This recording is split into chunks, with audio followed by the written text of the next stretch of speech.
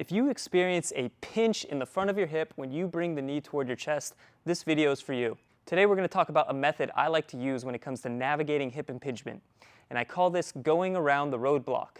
So let's use knee to chest as an example. If I can't move through the sagittal plane very well, say I get to 90 degrees of hip flexion and it just feels blocked off or even painful, and I don't feel any stretching sensation in the backside of my hip. Say I'm driving to the gym, I'm taking the fastest route from my house to the gym, and there's a blockage in the road, say a big car crash. So I have two options. I could turn around, just go home and say, nope, no gym today, or I could just find a different route. I could just take a left, go down a side street, boom, I'm at the gym.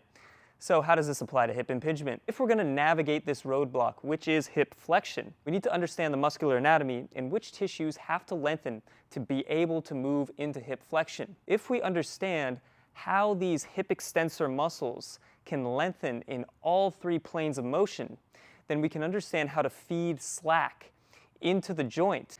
The hip extensors, primarily we're talking about the glutes, okay? The glute max, glute med, and glute min. The glute max is a hip extensor, and it's also an external rotator, and in flexion it's also going to be a horizontal abductor. So in order to get length into this muscle, we need hip flexion, we need hip internal rotation, two directions that are commonly associated with hip impingement. If we can't move into these positions because it just feels jammed, there's no point of just doing a stretch like this and just jamming that tissue even further. We're not going to get anywhere. So we're going to have to go around this hip flexion roadblock. So we want to find which joint angles are limited but not as painful. That way we can stretch those joint angles. When it comes to the glutes, if hip flexion directly in the sagittal plane is painful, what about hip adduction in order to stretch the glutes in the frontal plane? Especially the glute med and the glute min, the posterior fibers. These are going to primarily be hip abductors, but also hip extensors, so we could stretch them through hip flexion and adduction, which is simply moving the hip outside of the knee. We also may feel fine in hip internal rotation alone, so we can bias that in order to lengthen the glute max. We also have the adductors. The adductor magnus primarily is a hip extensor. So in order to get length into that muscle, we need to abduct the hip and then also move into hip flexion. When it comes to biomechanics, we'll see people who are limited in hip flexion, they'll tend to take a more abducted stance in their squat in order to clear space in that hip, because the hip does require internal rotation to stay in the sagittal plane as we flex the hip. But we can find some of that internal rotation if we're limited there by abducting a bit.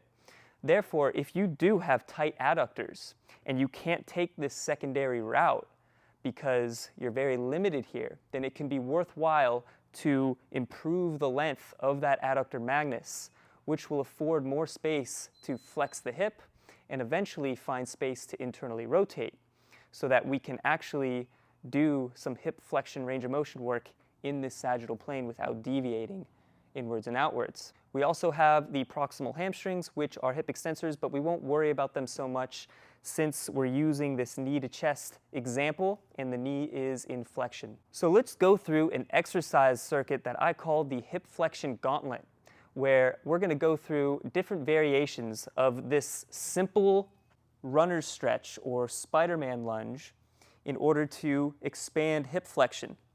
So for me personally, just doing this alone would be pinchy in the front of my hip.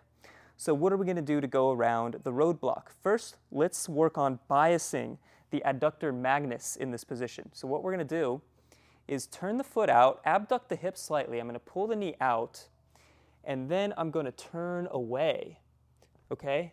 And then I'm going to bring this leg back, try to anteriorly tilt the pelvis, and now I can just do some contract relax in this position. I'm going to drive my foot down into the box and relax. Try to move a little bit deeper. I can push my knee out, drive my knee into my hand, relax, try to move a bit deeper. We can perform this as more of a loaded dynamic stretch where I'm not using hand support and I'm performing these good mornings. So in this position, I'm feeling a huge stretch in this high up adductor. Perform this for about 10 reps. Now what I'm going to do is move that foot inward. And now stretch through external rotation. Okay, so now we're lengthening some of these hip rotator muscles, which can also restrict hip internal rotation, especially the piriformis, which is an internal rotator in hip flexion. So we need to stretch it through external rotation. If you don't have enough external rotation, you can put a yoga block under the knee here, but we're just going to do these active reps of lowering the knee down while making sure the hip stays square, so both hip bones are pointed forward. Okay, you can even do this on an incline bench as well. In fact, for the last two exercises, we're going to use that incline bench. Now we're moving through hip internal rotation and flexion. So now I'm pre-positioning my foot in internal rotation with my knee on an incline bench. This is really nice because I can drive through external rotation as I come out of flexion. So this could be very pinchy for you, so you might need to really back out of hip flexion here. So what you could do is elevate this foot on a block or so to bring you out of hip flexion. We can even go a little bit less internal rotation here. Now the idea here is doing some hinges into flexion while the hip is in internal rotation, okay? Be very gentle with this one. If it pinches, then again, this probably isn't the right exercise for you, but if you feel fine in internal rotation, then this is an option we can use.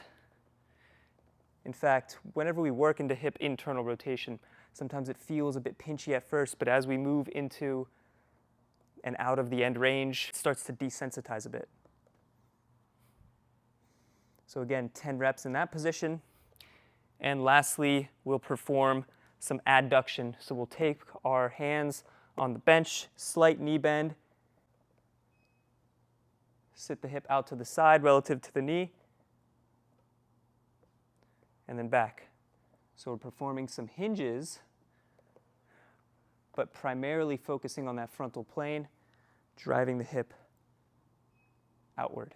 Okay, you can see this from the back, slight knee bend, pulling that foot outwards.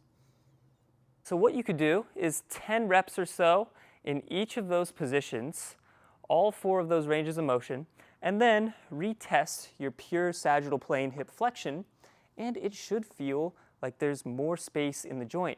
So what we're doing is creating slack through these hip extensor muscles by working them in different planes so that the sagittal plane, hip flexion, which is the more apprehensive range of motion for us, is more tolerable. If we want to improve a range of motion that's painful, it's all about finding the other ranges of motion that couple with that painful range that aren't as painful, yet still limited, and we attack those limitations, which afford us more space to move through, in this case, hip flexion. So the glute max, the hip rotators, the glute med, the glute min, and the adductors all help extend the hip functionally. So to get length into them, we need to flex the hip, but we can also create length through those muscles in other planes, such as abduction, internal rotation, external rotation, and adduction. So give these exercises a try. If you feel any relief in your knee to chest or even your deep squat, please let me know in the comments. If you want more overall muscular variability and improve your movement options in your hips and shoulders, give my Supple Hips program on my website or my Supple Shoulders program a try. Link is in the bio if you want a more one-on-one, structured and tailored plan for yourself and your own muscular and joint impairments. Reach out to me for one-on-one coaching. Till next time.